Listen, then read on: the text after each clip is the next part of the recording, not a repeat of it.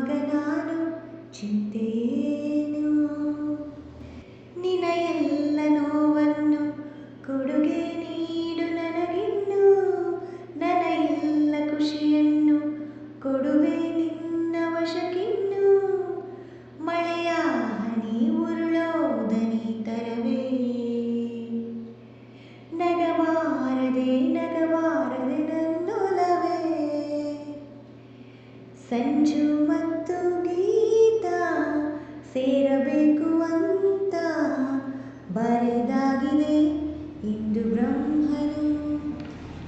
ಕಂಡಿಲ್ಲ ಯಾರು ಆ ದೇವರನ್ನು, ಇರಬಹುದು ಏನೋ ನಿನ್ನಂತೆ ಅವನು ಗೆಳೆಯ ಎಂದರೆ ಅದಕ್ಕೂ ಹತ್ತಿರ, ಇನಿಯ ಎಂದರೆ ಅದಕ್ಕೂ ಎತ್ತರ.